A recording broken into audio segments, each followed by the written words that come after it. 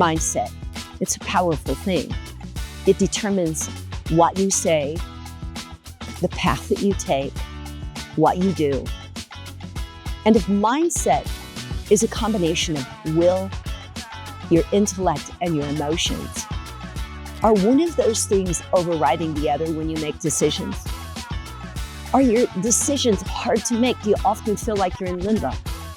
Or is your indecisiveness kidnapping you? What is your mindset like? For Brad and I, we use 3 very important points that governs our mindset. You want to know what those are.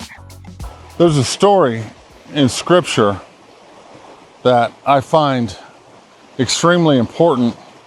It's a biblical story, but it applies to mindset into everyday life like we're speaking now.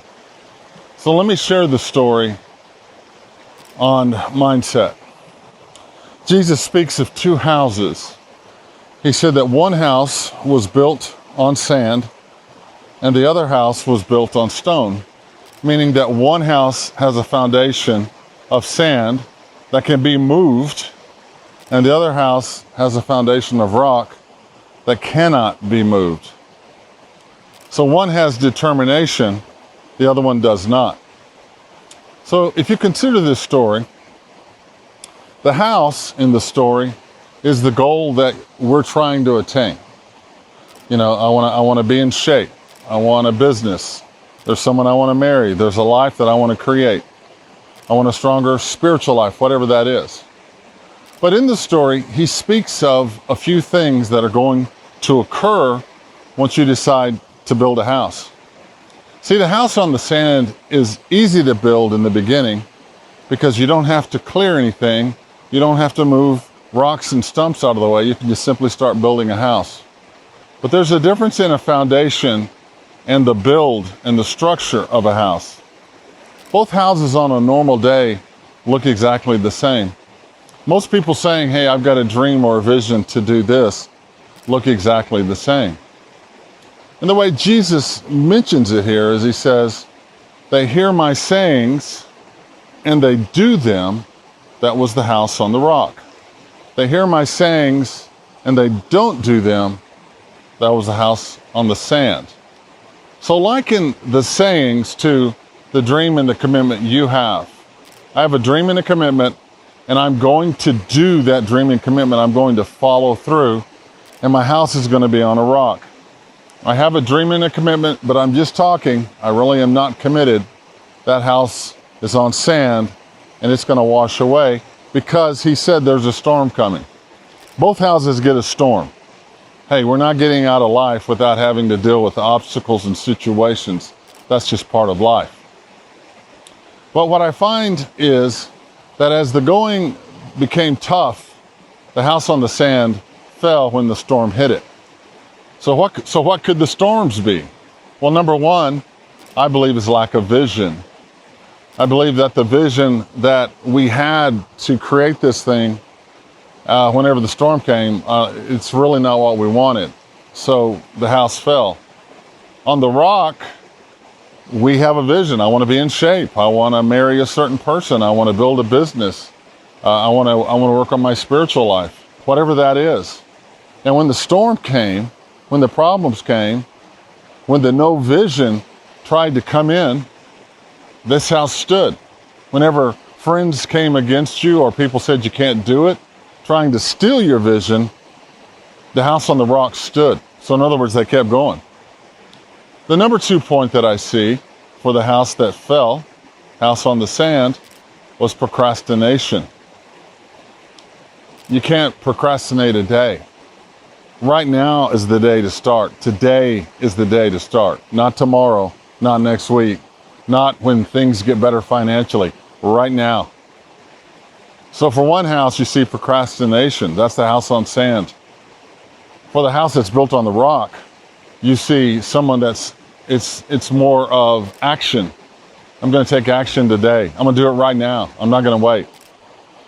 The third part I see is lack of commitment for the house on the sand. Lack of commitment. Whereas on the house on the rock, there is commitment. I am going to do this thing. Not only am I going to get in shape, but I'm going to change my life until the day I die. I'm going to commit to what I'm doing. So let's just sum this up for a minute. Whenever he gave you a saying, that's the desire that you had. Either you're going to follow through with the desire or you're not. If you follow through, your house is on a rock. If you don't, it's on sand. A storm is coming. Trust me, it's coming. You're going to get some negative from somebody. You might get hurt. You might have a delay. It doesn't matter. But you keep moving. A few weeks ago, Brad and I made a podcast on taking ownership, in which I explained a dire situation in which I was in a school district, in a classroom, with the products of meth that was hard to deal with at the time. And about a year into that whole time frame, my son, Will, took a picture of me at the kitchen sink.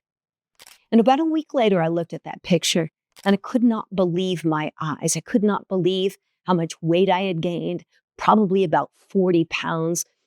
I could see white hair accumulating in the sides of my head. I was full of stress and anxiety. And at the time, my relationships with everybody, from my husband, from my children, to my friends, to my school colleagues, was suffering. It was a hard time. But when I looked at that picture, I knew in an instant I needed to change something because I was sick and tired of being sick and tired. And so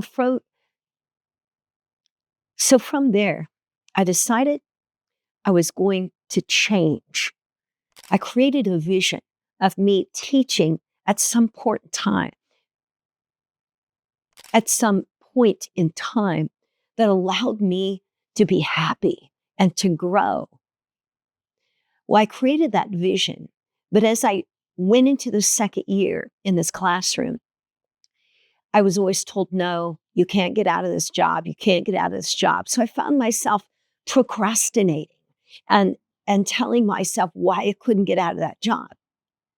So I got that picture out again and I looked at it and I looked hard. And I've known people in the past that have procrastinated with their health because they'll tell me, oh, for the sake of my career, for the sake of my family, for the sake of my finances and relationships, I'll just put my health on the back burner to later find out years later when they finally realize that they did not invest in their health, that it was so costly to them. And I was not going to let that happen. I was not willing to give up my health. So I had to stop procrastinating and I had to devise a plan for my vision to go forward. So I got that picture out a third time because this picture is not pretty. It's nothing it's nothing that I like about me at all. I found it to be disgusting. But it was at that point, that third look at that picture, that it reminded me that I needed to commit because the storm that I was in was not going to change unless I changed it. And boy, was it a storm. So I committed to change, to quit, to leave, whatever you want to say. And I made that decision based upon my value and based upon my health.